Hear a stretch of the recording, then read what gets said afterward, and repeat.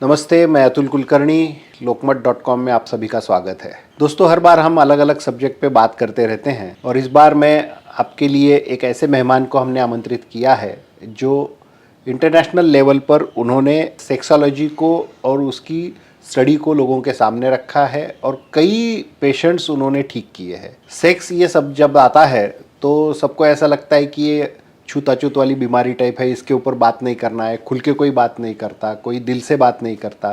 सबको लगता है कि हम कुछ गलत कर रहे हैं। लेकिन जिस देश में हमको कामसूत्र मिला, जिस देश में खजुराहो का टेम्पल है, ऐसे देश की सेक्स एजुकेशन के लिए पूरे दुनिया भर से लोग खजुराहो को आते हैं, कामसूत्र पढ़ते हैं। लेकिन हमारे यहाँ पे इस सब्जेक्ट को लेके कई सारे सवाल हैं और इन्हीं सवालों को लेकर डॉक्टर साहब ने कई सालों से काम किया है। डॉक्टर साहब, आपको लोकमत में आपका दिल से स्वागत है। My pleasure.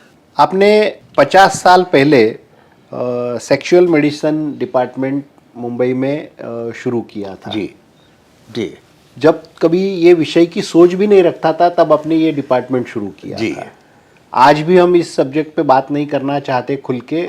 50 साल पहले की क्या सिचुएशन थी? वहाँ बात करना मुश्किल था और ये समझ लीजिएगा कि केईएम हॉस्पिटल में जहाँ मैंने शुरुआत की थी वहाँ पर पहले 5 साल में तो एक भी फीमेल पेशेंट्स नहीं आते थे। नहीं आती थी, एक भी नहीं, ऑल मेल्स।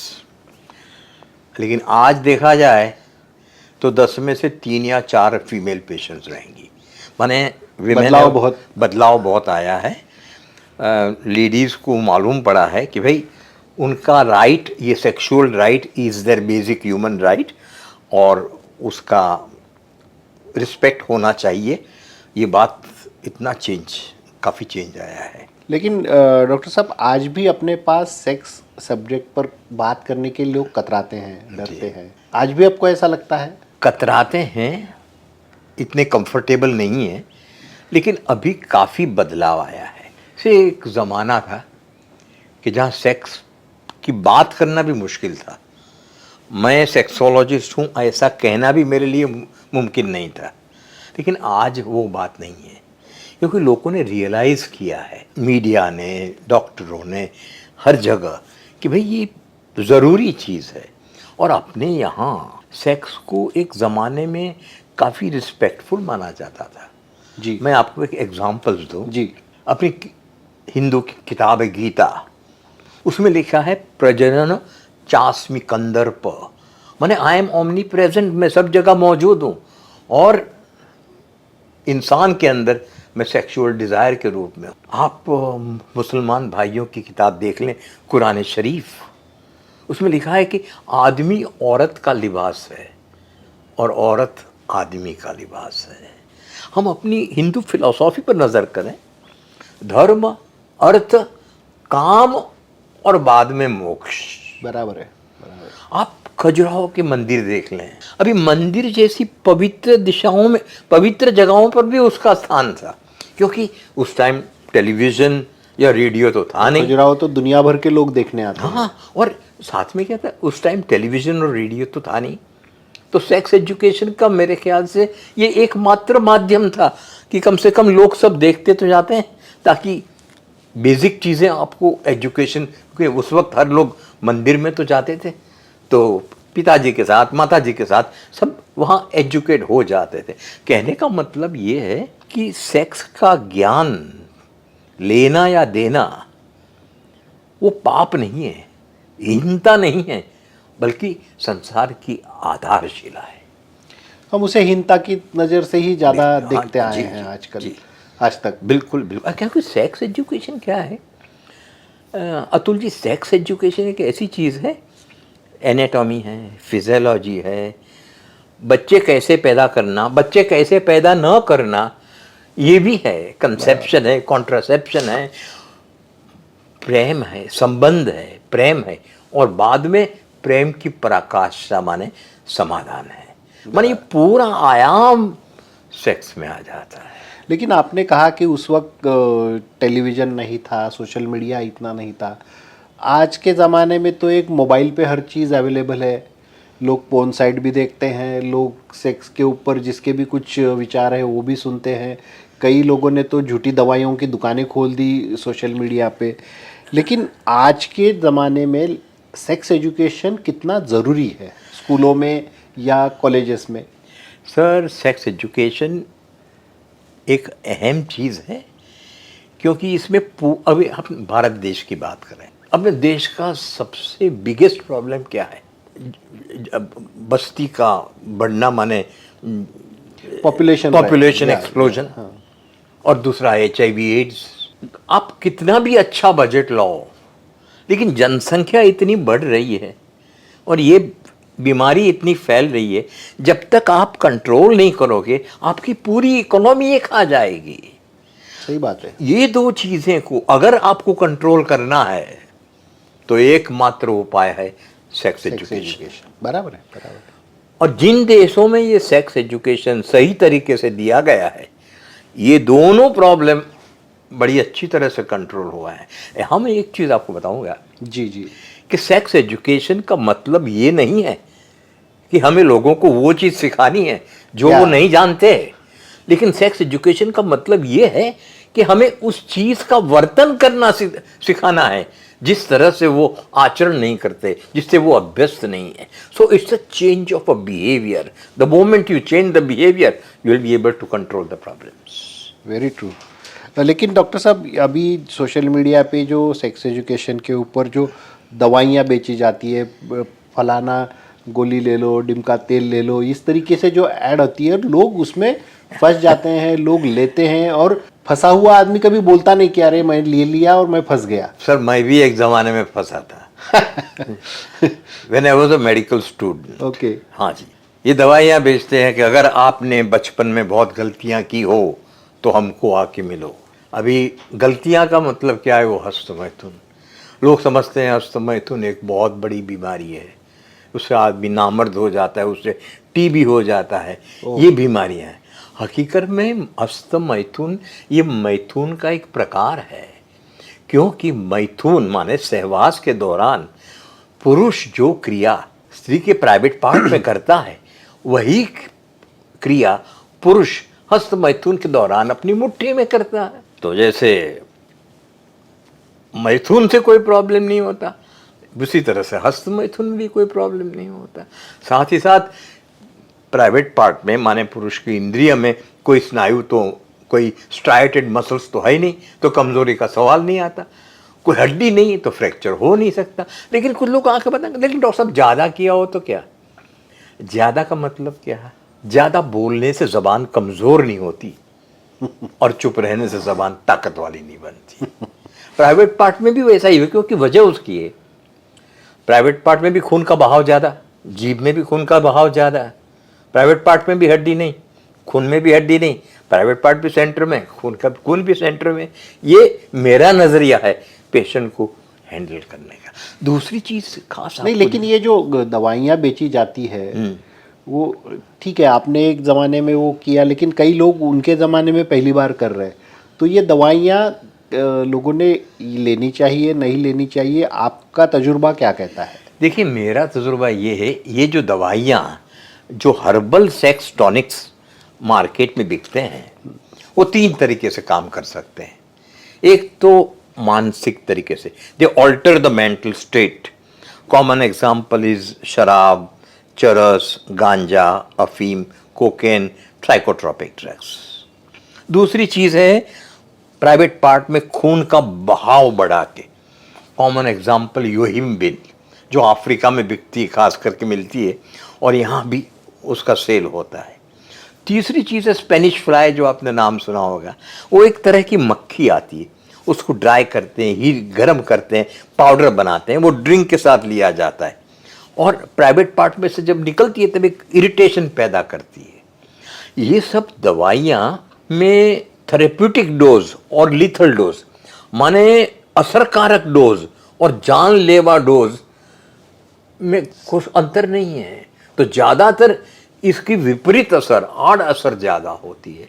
मेरे तजुर्बे में अगर पूछा जाए तो ये जो हर्बल सेक्स टॉनिक्स मार्केट में बिकते हैं, वो ज़्यादातर असर करते हैं, लेकिन वो उसके ऊपर का जो पिक्चर होता है घोड़े या सांड का, वो असर करता है, दवाई असर नहीं करती वो है। आपके मन से खेलते हैं, दिमाग से खेलते हैं। हाँ, लेकिन दिमाग से खेलने में भी एक खतरा है अतुल साहब। उसमें ऐसा है कि दवाई ले ली, आपको अच्छा भी लगा, एक प्लेसिबो के टाइम पे असर भी कर दी, साइकोलॉजिकल।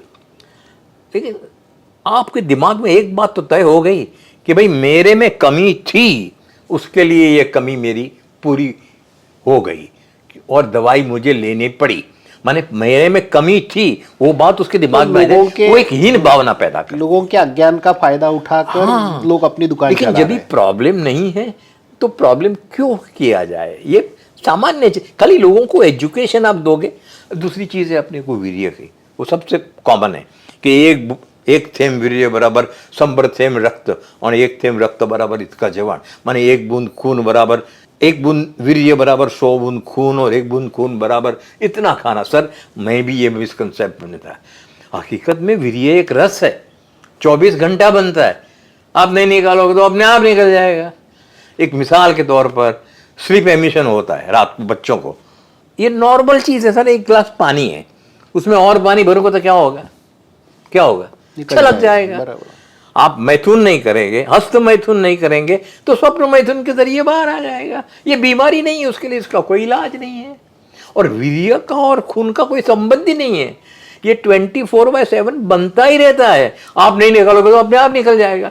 सर एक दूसरा बताओ, आपके दिमाग में ये सवाल आ गया था, आप पूछो इसके पहले मैं बताऊं। जी जी। तो फिर ब्रह्मचर्य क्या क्या? सर ब्रह्मचर्य का मतलब है वीर्य को पकड़ रखना नहीं।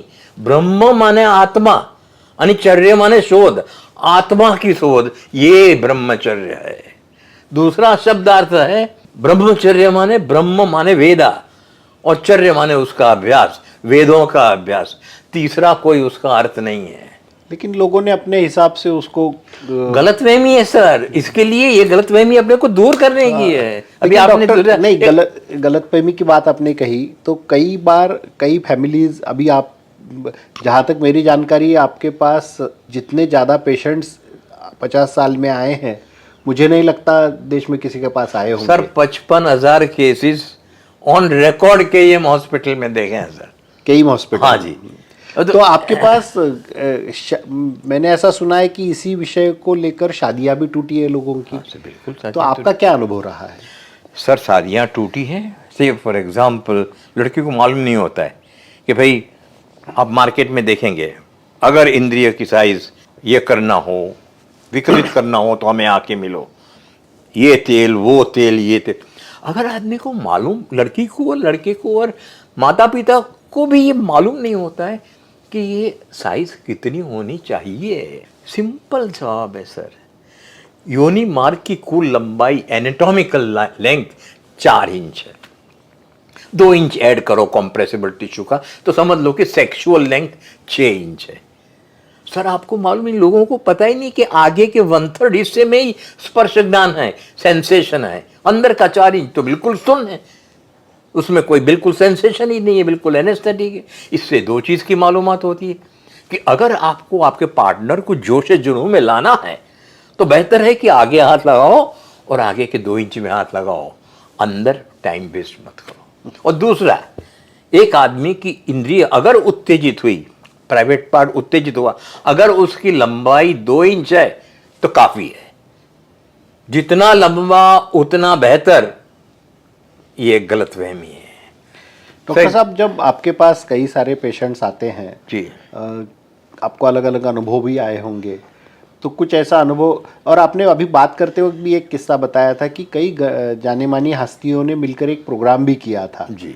तो उसके बारे में कुछ बताइए हमें, क्योंकि मैं इसलिए पूछ रहा हूँ कि लोगों को लगेगा कि ये कुछ जैसे हीनता वाला ही काम है, ऐसा नहीं है। तो कई अच्छे लोगों ने भी इसमें कंट्रीब्यूट किया है, जैसे आपने प्रतिमा बेदिका वगैरह एक बताया था।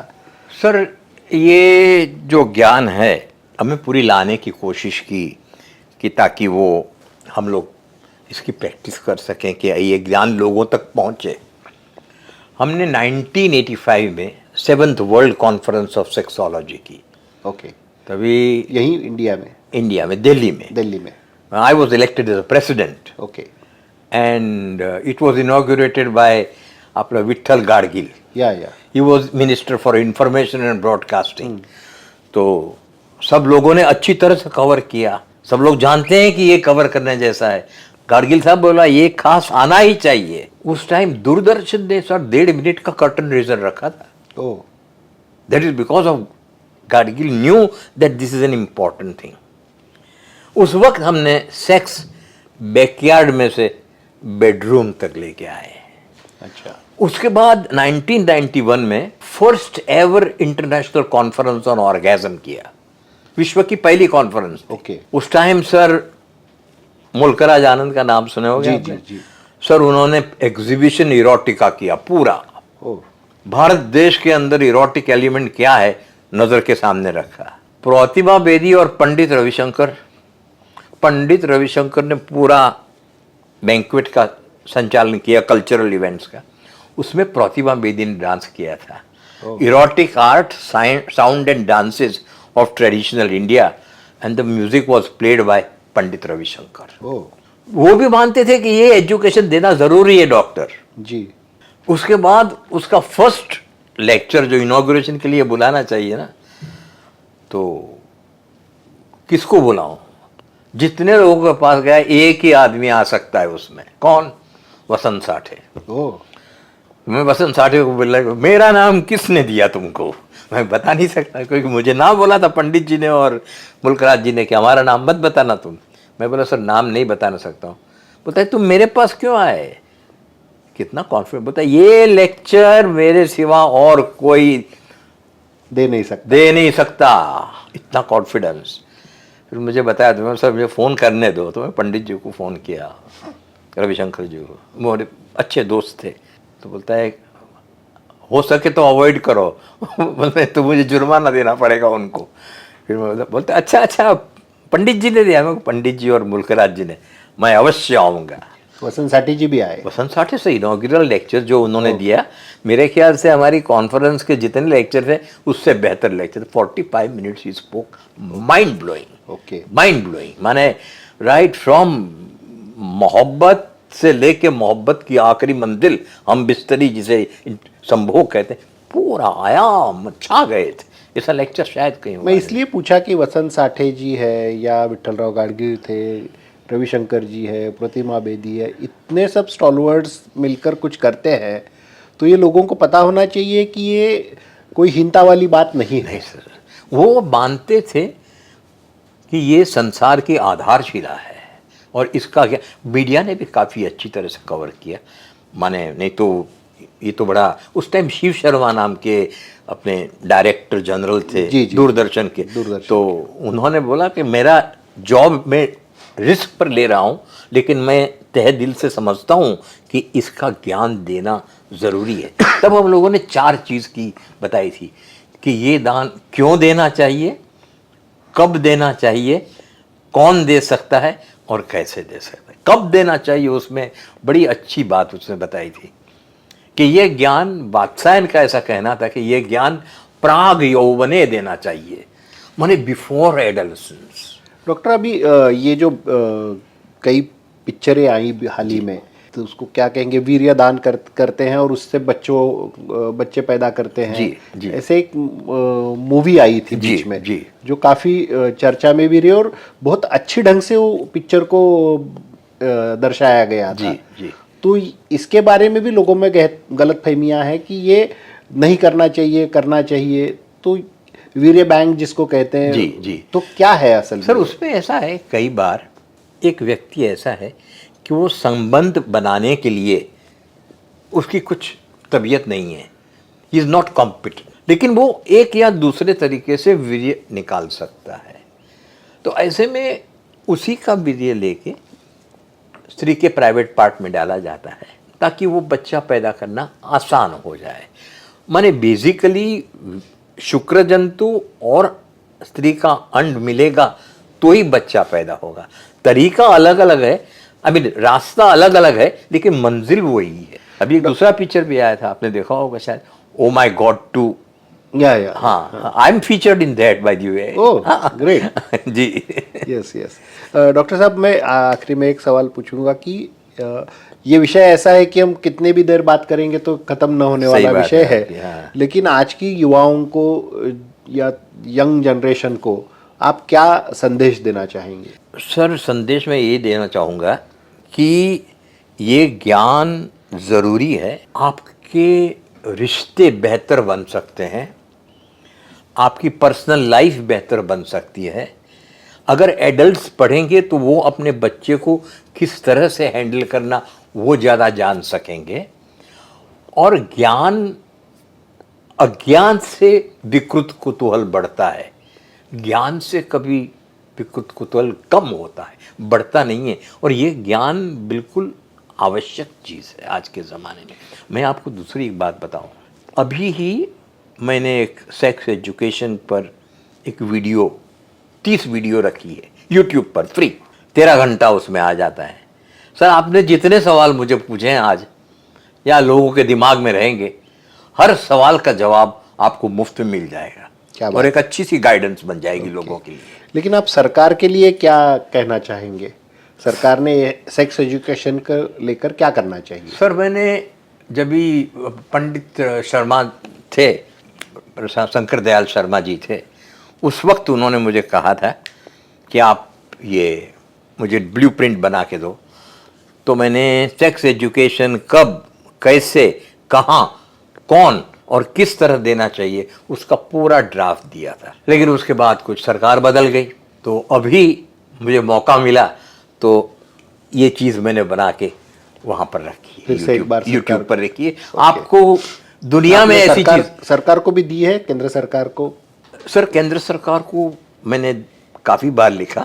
और सच बताएं, जो आपने बताया था कि best way to give sex education is television. या अभी आप देखिए सर, कौन बनोगे करोड़पति कितना पॉपुलर हो गया है। ये तो हर एक इंसान की ज़रूरत है, हर एक डॉक्टर की ज़रूरत है, क्योंकि ये ज्ञान स्कूल्स में नहीं दिया जाता है। Medical, I mean primary school, secondary school में पढ़ाया नहीं जाता है। मेडिकल कॉलेजेस में भी इसका ज्ञान नहीं आता, बिल्कुल ज्ञान नहीं दिया जाता। मैंने एवरेज डॉक्टर रहेगा, उसको आप पूछोगे तो उसको इसका कुछ पता नहीं होगा। उसका ज्ञान उतना ही होगा जितना ऑर्डिनरी बराबर है। और पेशेंट जब भी उनके पास जाते हैं तो क्या करते हैं, वो कुछ भी दवाई लिख के दे देते हैं। अभी वो दवाई लिख के देते हैं, तो दुकान तो उन्हीं की चल रही है, बोगस लोगों की। तो दोस्तों, ये थे एक सेंटेंस में अगर कहा जाए सर, तो ये खाली इतना ही है, ये जो दुकानें बढ़ती है भाई, इसमें ये दवाइयाँ जो आप बात करते हैं, it is nothing but exploitation of the desperate by the ignorant. बस माने ये लोगों का एक एक्सप्लॉइटेशन हो रहा है, और वो भी भले लोगों का। जो फंस जाते हैं वो बोलते नहीं किसी को, वो भी दुख है। हाँ, सही बात है, बिल्कुल। दोस्तों, ये थे डॉक्टर प्रकाश कोठारी जी, जिन्होंने 50 साल इसी विषय को लेकर काम किया है। खुद मेडिसिन करने के बाद उन्होंने पूरी ज़िंदगी इसमें डाल दी। केईएम जैसे कॉरपोरेशन, मुंबई महापालिका का जो हॉस्पिटल है बहुत बड़ा, वहाँ पे उन्होंने 50,000 पेशेंट्स का रिकॉर्ड रखा है। तो इस तरीके से डिवोटेडली काम करना कोई आम बात नहीं है, ये बहुत मुश्किल काम है जो डॉक्टर साहब ने किया है। और मुझे आशा है कि आपके कई सवालों के जवाब मिल गए होंगे। अगर आप कुछ और जानना चाहते हैं तो आप नीचे कमेंट बॉक्स में आपके सवाल दीजिए।